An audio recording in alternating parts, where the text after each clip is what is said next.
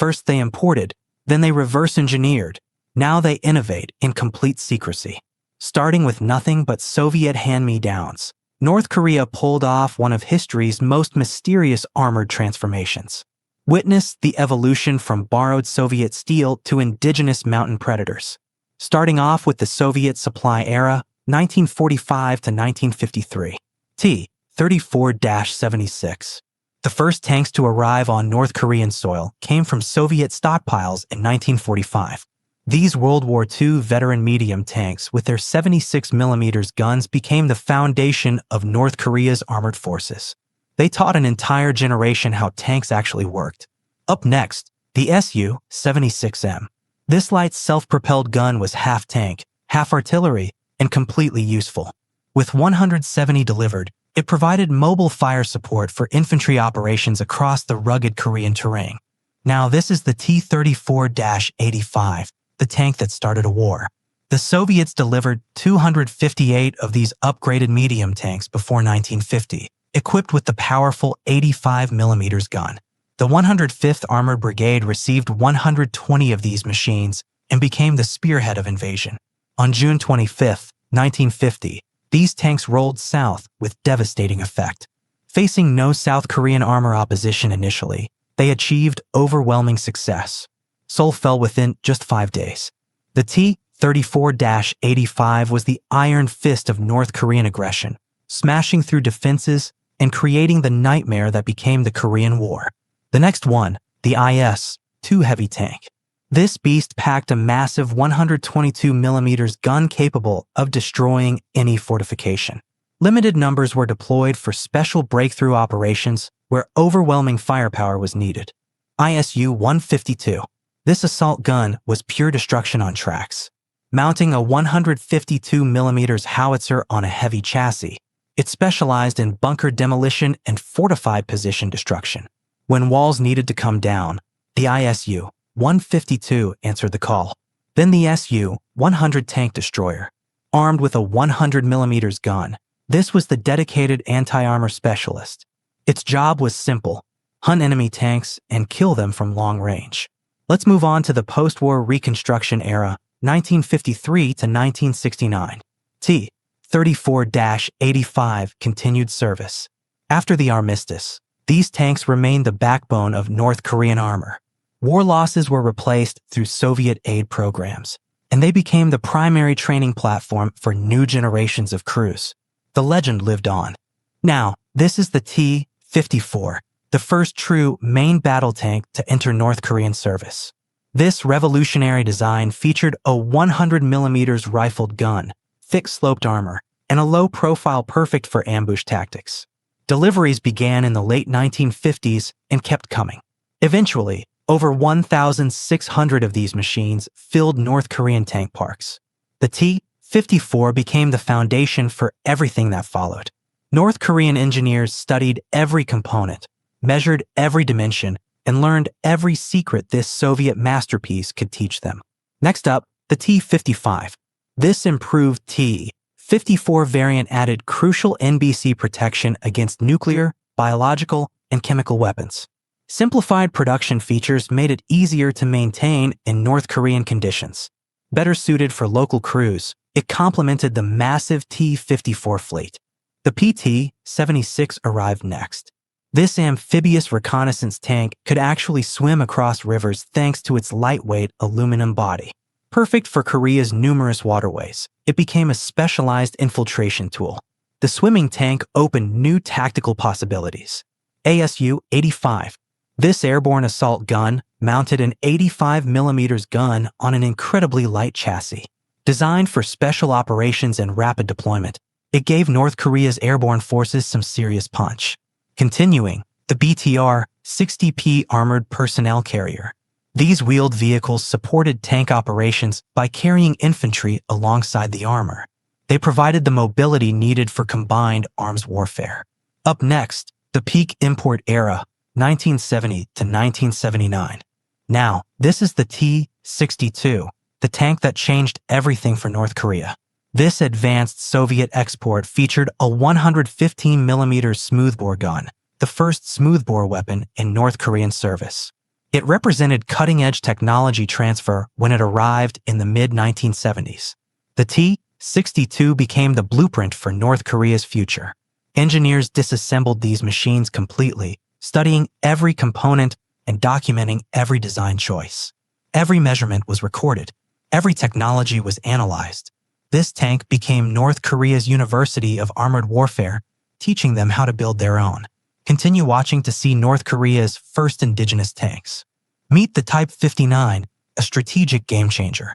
This Chinese copy of the T-54 arrived in massive quantities, with 175 delivered between 1973 and 1975. The timing was perfect. The Sino-Soviet split had fractured the communist world, and North Korea played both sides brilliantly. By obtaining tanks from China and the Soviet Union simultaneously, they diversified their supply sources and reduced dependency on Moscow alone. They learned to play competing powers against each other, ensuring the weapons kept flowing. The Type 62 followed from China.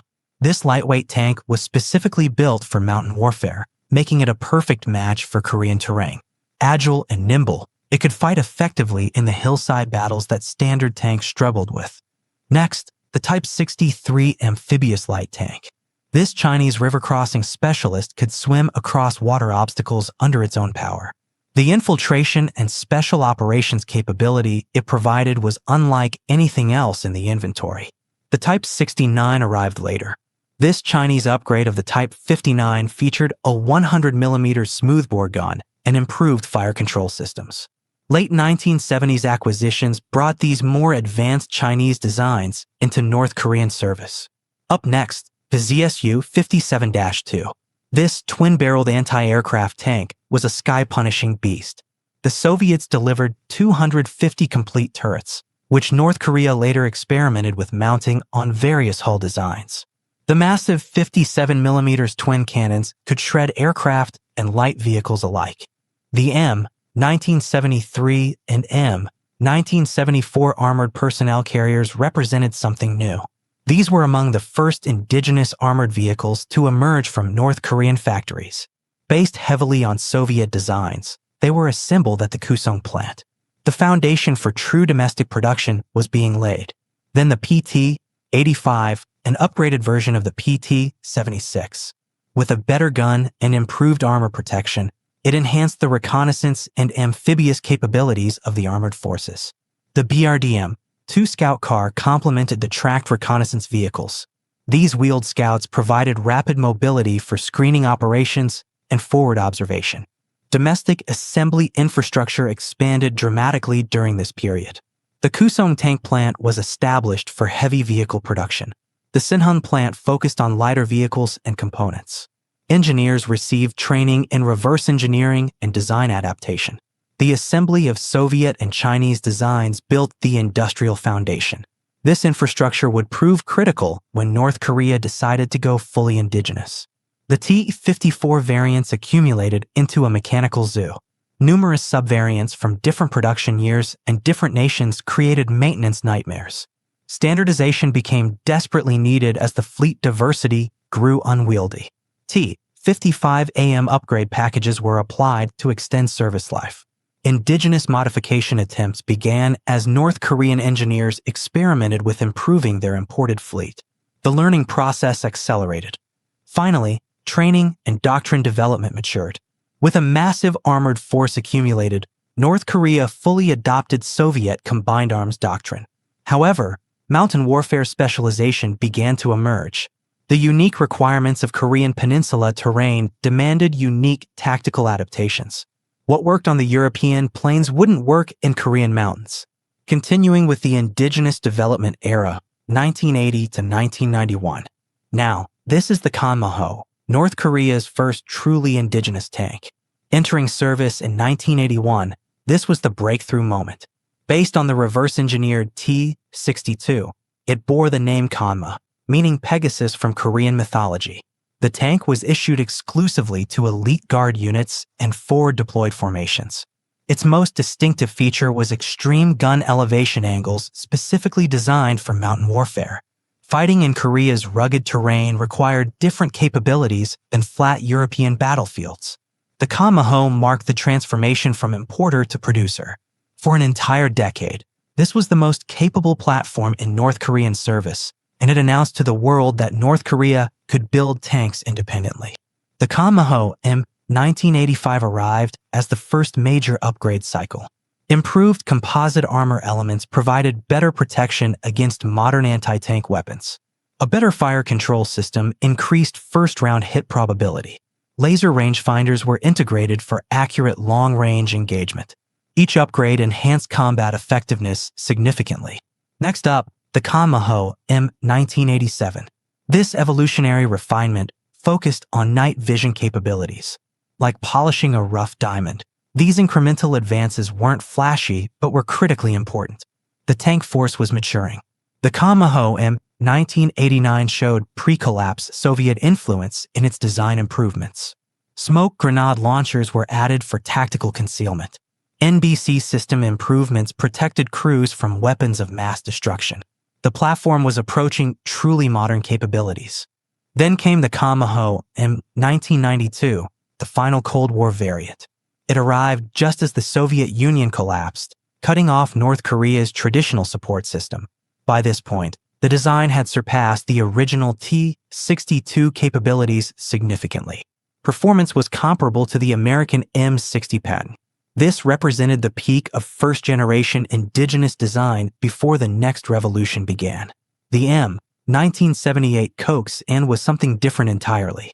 This self-propelled artillery monster mounted a colossal 170mm gun on a tank chassis. It was more cannon than vehicle, designed for extreme long-range fire support missions that conventional artillery couldn't accomplish. The M1985 and M1991 self-propelled guns expanded the artillery family. Additional designs on tank chassis derivatives gave North Korea a complete range of mobile fire support options. Kanmaho armored recovery vehicles provided essential support equipment. Specialized recovery and repair vehicles developed alongside combat tanks ensured logistical capability on the battlefield. Engineer variants filled combat engineering roles. Vehicles equipped with mine-clearing equipment and engineering tools supported armored advances through prepared defenses. Finally, Kanmaho command variants provided mobile headquarters capability. Fitted with communications equipment and workspace for commanders, these vehicles allowed leadership to move with the front lines. And our last category is the modern era, 1992 to present. Now, this is the Pakpungho, North Korea's modern main battle tank. Also designated Kanma 215 or Kanma 216 depending on variant, it entered service in 1992 and replaced the Kanmaho in elite formations. This design incorporated technology from the Soviet T-72 and T-80, plus the Chinese Type 88. The firepower leap was dramatic, with a 125mm smoothbore gun replacing the old 115mm. An advanced composite armor package provided significantly better protection. Explosive reactive armor tiles were fitted across vulnerable areas. Mass production ran from 2005 to 2012, with over 900 units built. Today, the Pakpungho is the backbone of North Korean armored forces, the tank they'll ride into battle if war returns to the peninsula. The Pakpungho M2010 brought modernization to the fleet. An improved fire control computer increased accuracy. Better thermal optics allowed effective night and adverse weather operations. The capabilities were approaching Russian T-90 standards. Pakpungho M2012 continued the upgrade pattern. Digital systems integration brought the tank into the networked battlefield era.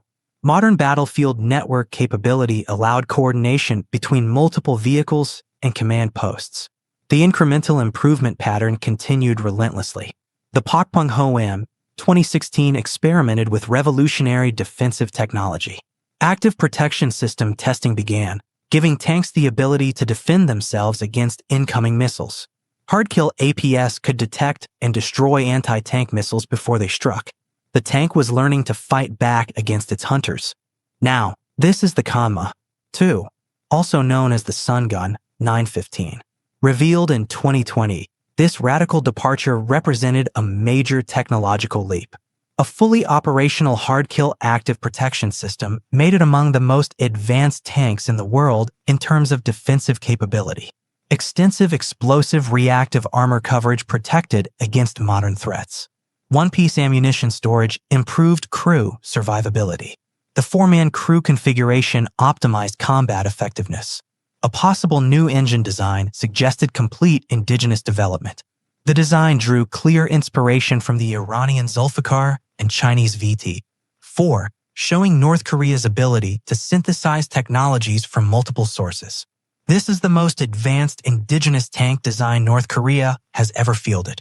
The Pakpong-ho M2020 ran as a parallel upgrade program. Enhanced armor packages improved survivability on existing hulls. Its parade appearance in 2020 showed the Pakpong lineage continuing strong alongside the revolutionary Kanma II. M2024 variants were revealed in recent parades. These possible new indigenous designs are still being analyzed by Western intelligence. The secrecy surrounding North Korean capabilities keeps the world guessing. Future development programs continue behind closed doors. Ongoing modernization programs suggest indigenous capability keeps expanding. The secretive nature of North Korean military development maintains uncertainty about what comes next.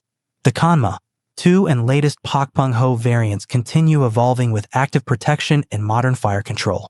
North Korea transformed from total dependence on Soviet hand-me-downs to producing specialized mountain warfare armor designed for the unique challenges of the Korean Peninsula.